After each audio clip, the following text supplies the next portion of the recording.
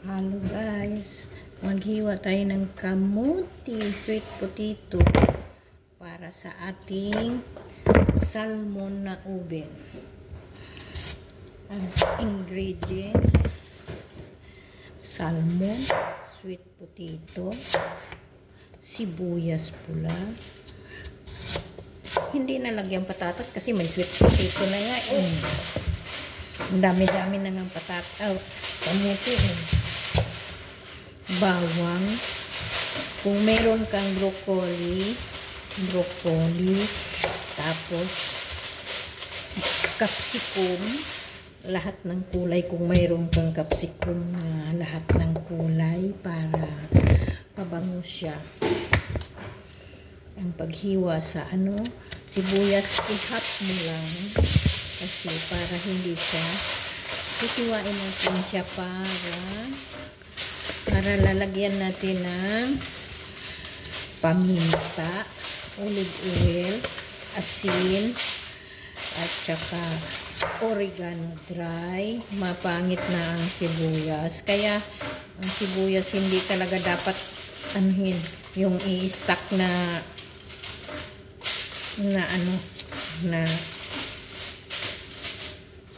hindi pwede talaga siyang i-stack ng nakabalat na silagay sa ref. Hindi maganda.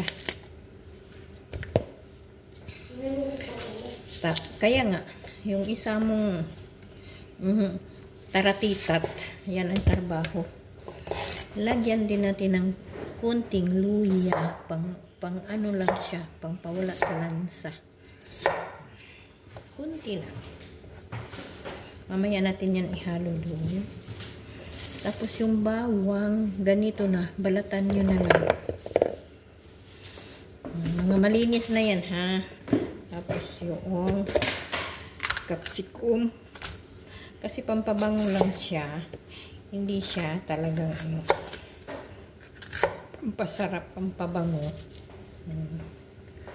Malalaki lang ang hiwa kasi oven man lang yan siya. Kulay yellow at kulay orange. Kalahati lang kasi. Para mayroon pa sunod.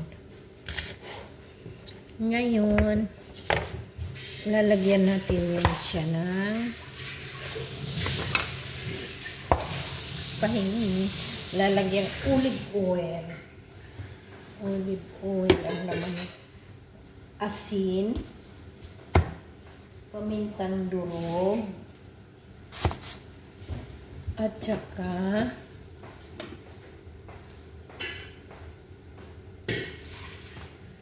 hindi ko alam ito black pepper din yan. Ito garlic powder na rin para masarap. At saka Italian herbs dry, tapos oregano na dry. Where is the oregano dry? Ating mikus-mikusan siya dyan. Teka, kuha tayo.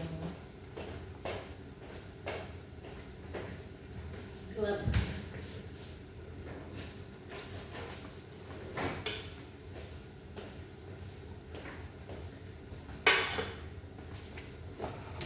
Mag-gloves tayo para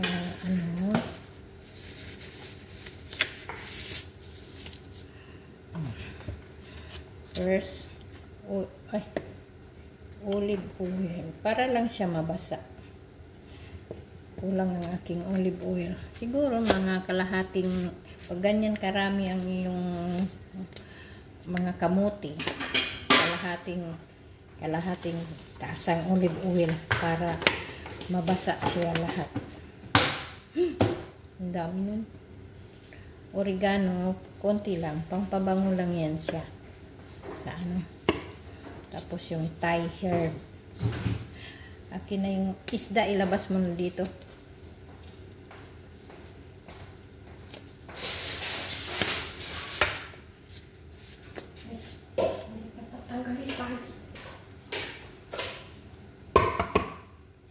Matigas pa rin kayo, Peter.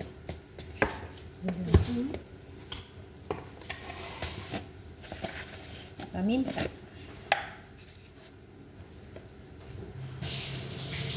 Kung anong timpla sa gulay at saka sa yun din ang timpla mo sa isda.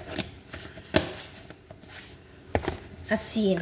Huwag kaligtaan ng asin. Konti ka. Okay. Para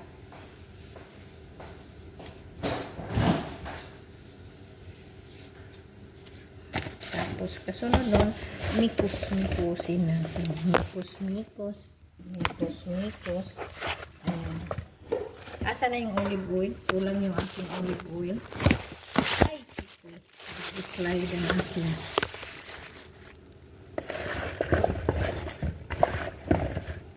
Pupusaw ko. Oops. Tapos ito, lagyan mo kasi sa isda. Mamaya. Lagyan mo.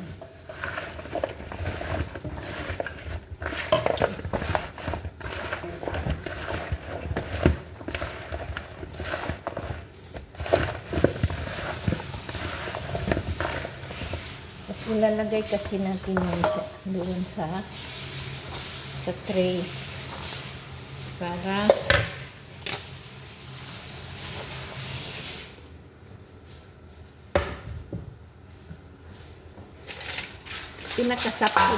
pinakasapin natin sa isda ang gulay. Excuse me.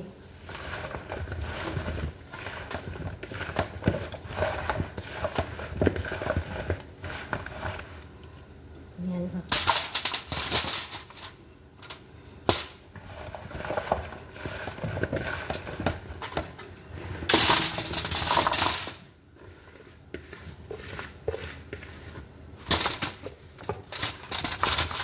Ganun din ang gagawin sa isda. Mikos-mikosan ng po lahat ng aking minikos-mikos nitong kamote. Sidalo.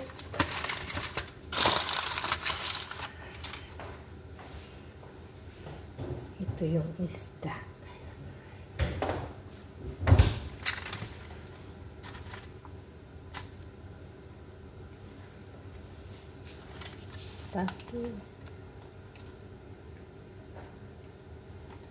Bye-bye.